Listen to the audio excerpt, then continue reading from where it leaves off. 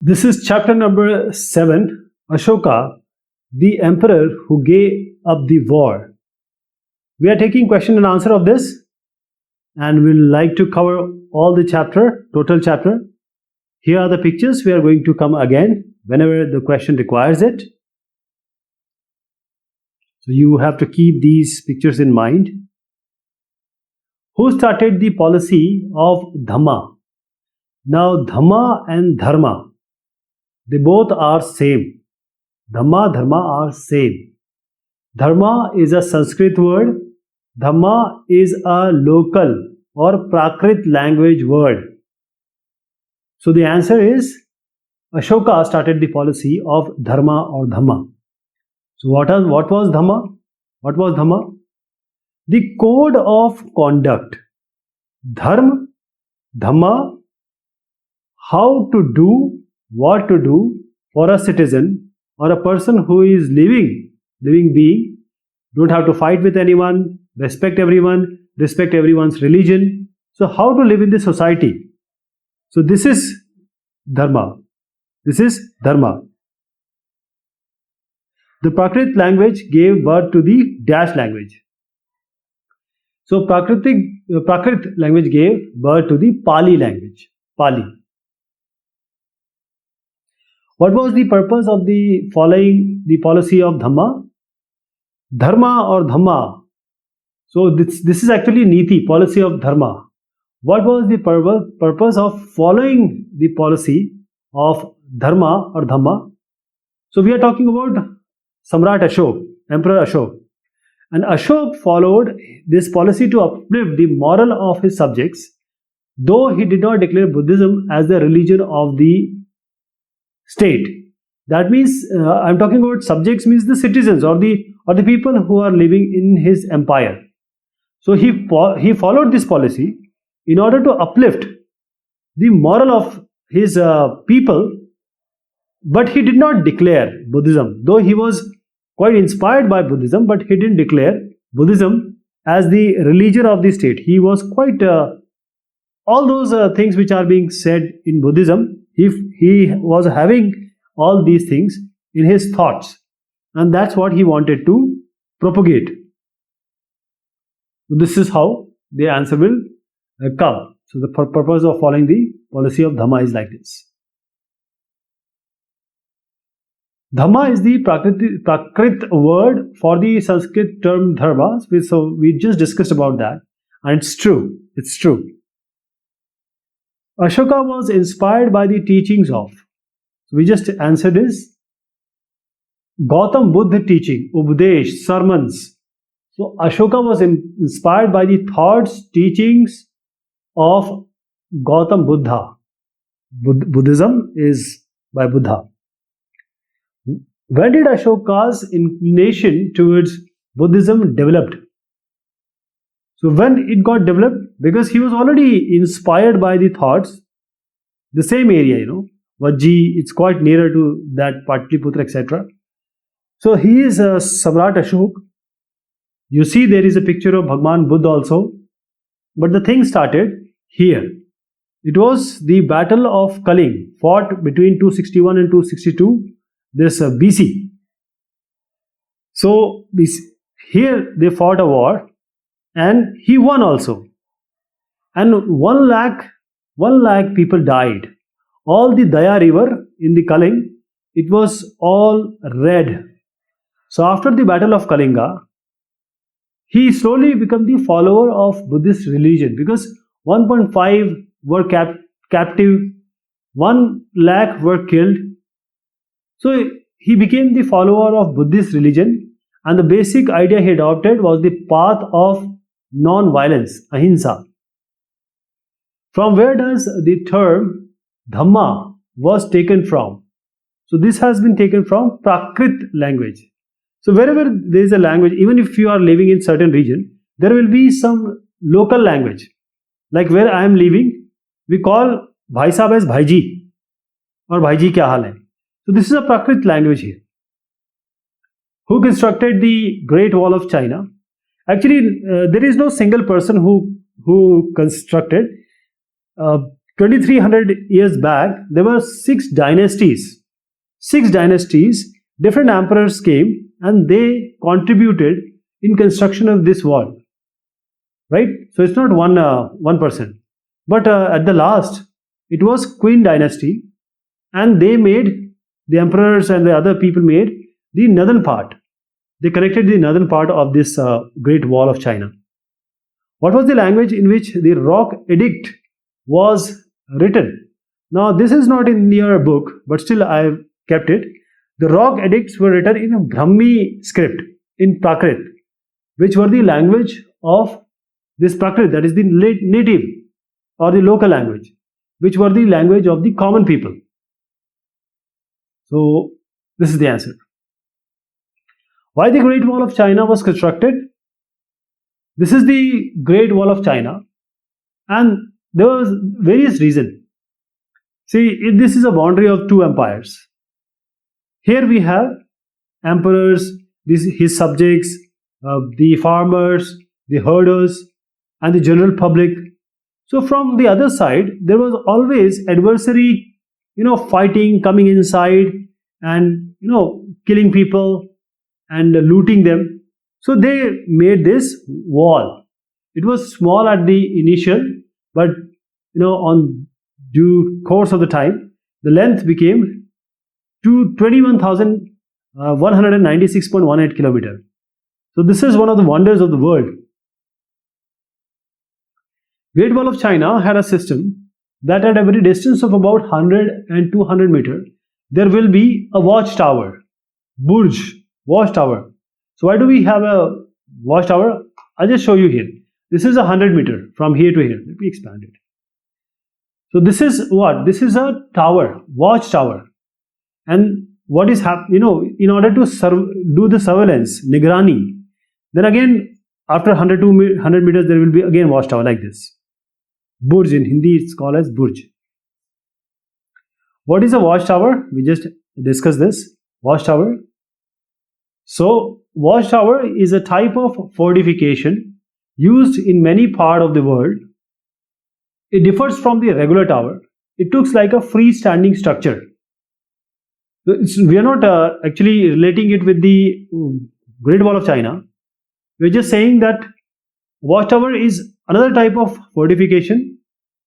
It is not a regular tower, but it is a freestanding structure, especially for keeping surveillance and watching everything what is happening. So in the Great Wall of China, you see there is a wall, and then we have a one watchtower. They have different parts so that they can see, and you can have one or two soldiers here. Then 100 to 100 meters again there is a watchtower. Again, one or two soldiers you can depute here. The city of Ujjain is located on the route from dash to dash, north to south. Let me show you here. So if you see here, Ujjain is here. This is north area, and this is the south area, north and south. So in between we have Ujjain. That was the path at that time. Name the emperor who was also the grandfather. So let me show you the chronology. Ashoka the Great, his father was Bindusar, and Bindusar's father was Chandragupta Maurya. So Chandragupta Maurya was the Dadaji. He actually he was the Sansthapak. He created or he established this Mauryan dynasty, Mauryan Vansh. So Chandragupta Maurya is the correct answer. Name the three important rulers of Mauryan dynasty. So we have three of them. I just showed you. First one was Chandragupta Maurya, then Bindusar, then Samrat Ashok. Let me show you again. This is Chandragupta Maurya, Bindusar, and then the Ashok the Great. Name the wise men present in Chandragupta Maurya's empire. Not a single emperor cannot rule. If you take Pradhan Mantri Modi, the Modi may be good, but if his Mantri Mandal ministers are not good, the governance will not be good. So all these things depends. The country's governance depends totally on whom, the person or different ministers. But in Chandragupta Maurya's empire, we have Chanakya. Chanakya, Kautilya, Vishnugupta, all are his name. So he was a very intelligent man, wise man, and he was a Kutnitigya. So he actually gave ideas to Chandragupta Maurya. That's why he had a great empire. Name other names of Chanakya. So we have Chanakya, then Kautilya, and then Vishnugupta. Kautilya, Vishnugupta, Chanakya. All these three are same person. 2 years after the Kalinga War, Ashoka inscribed his message on the Sarnath pillar. This is true. Let me show you here.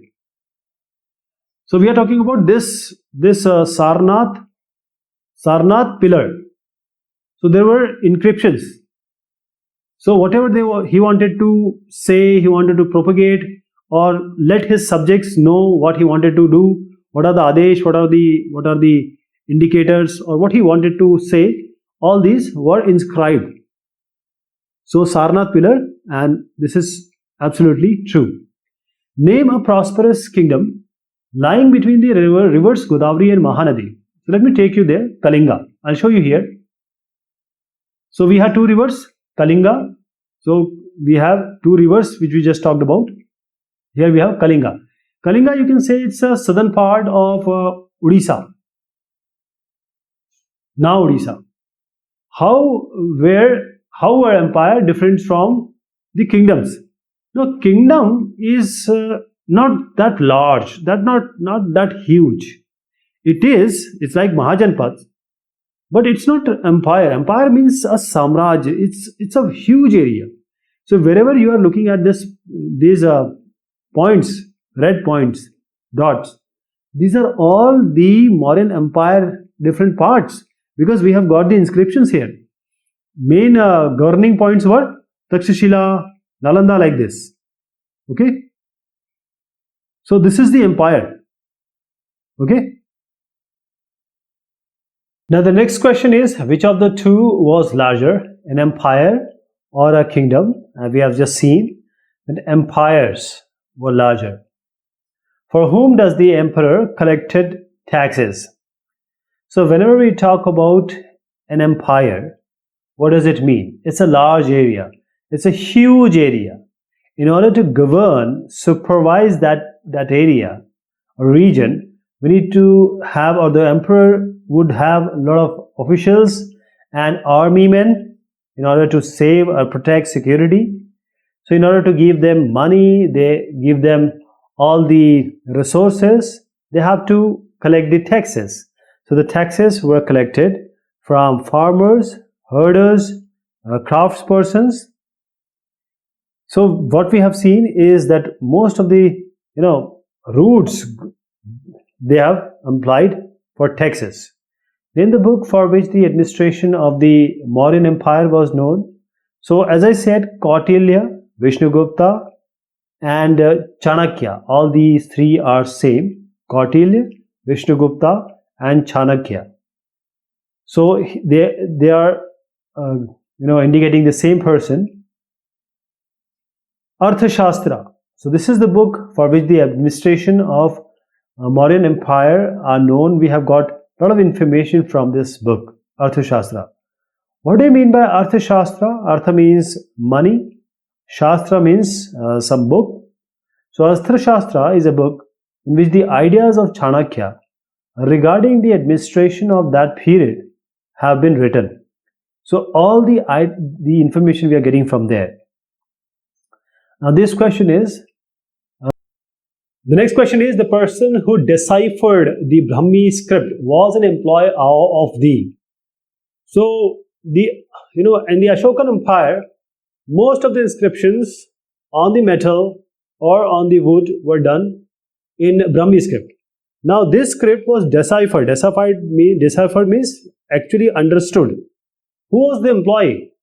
He was the employee of East India Company. If you remember, Angrez or Britishes, when they came as traders, Vyapari. And this was called as East India Company, and after that you know how it happened.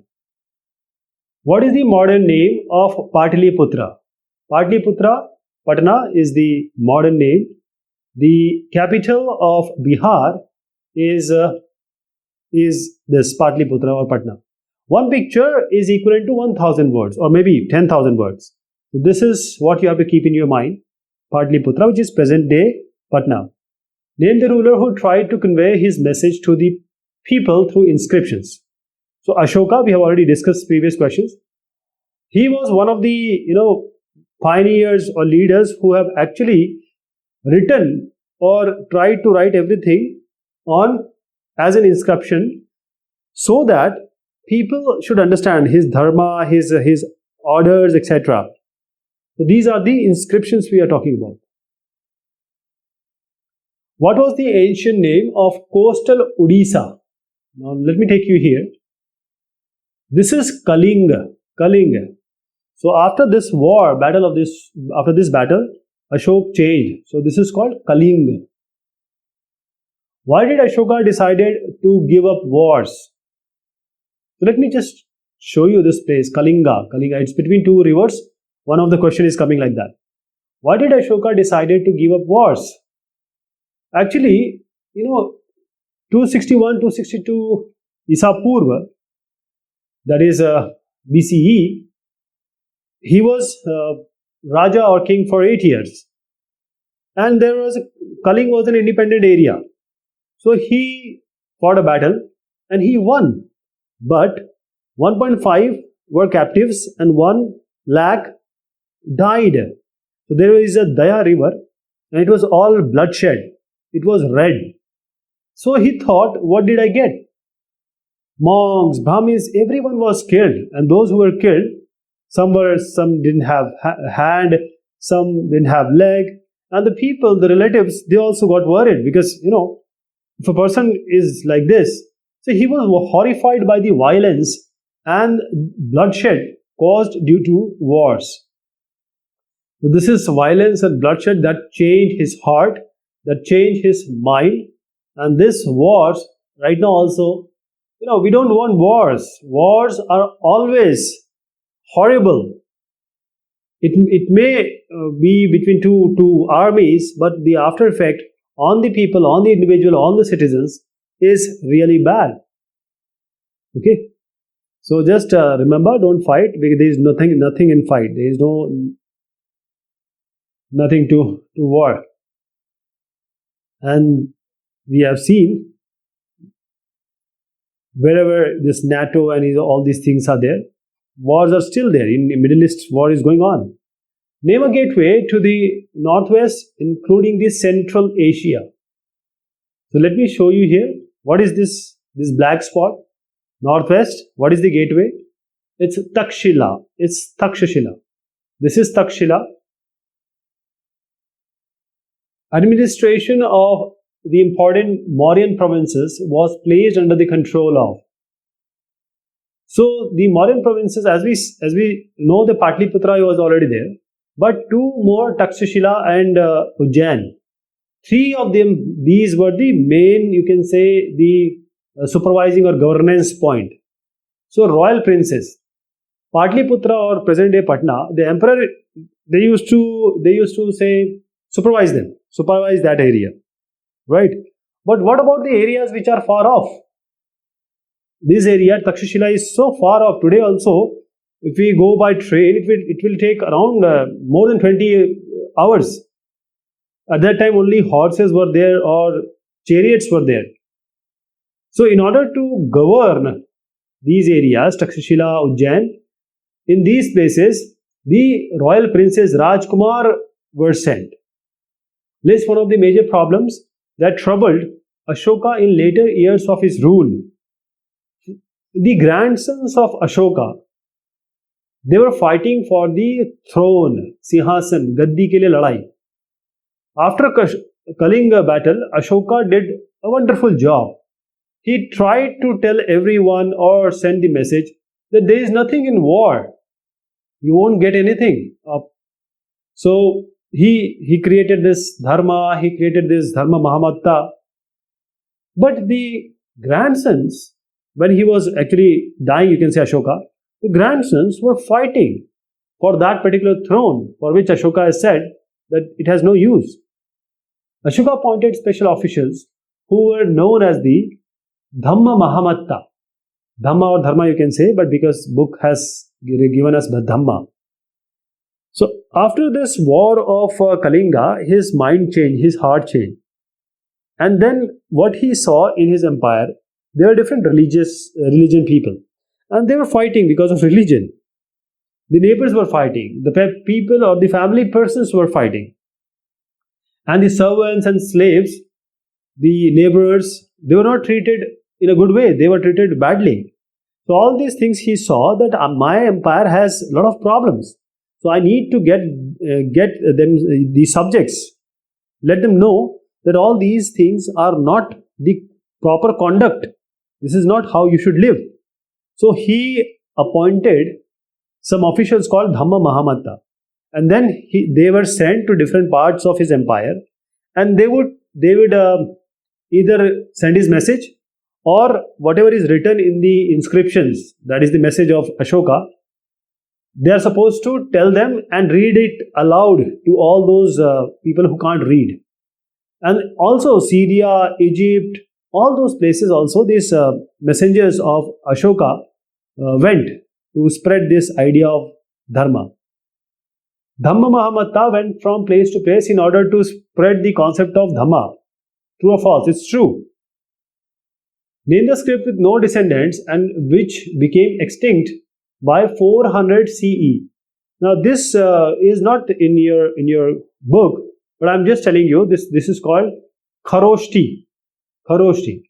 So this is the script with no descendants. After that, nothing came, and it went or it got over by 400 Common Era, 400 CE.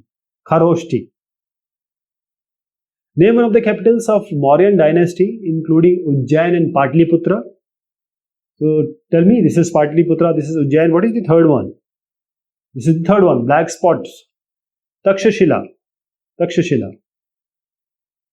According to the description of Patliputra written down by Megasthenes, it has dash towers and dash gates.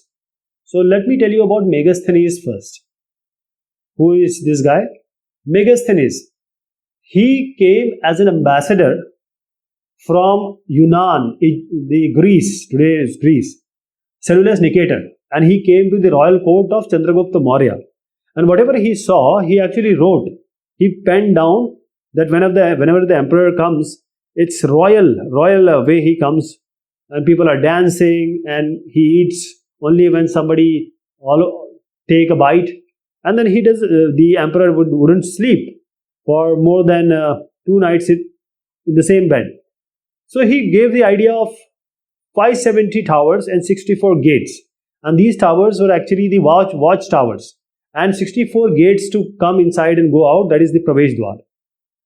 There are 41 cities where the inscriptions and edicts were found. So this is false.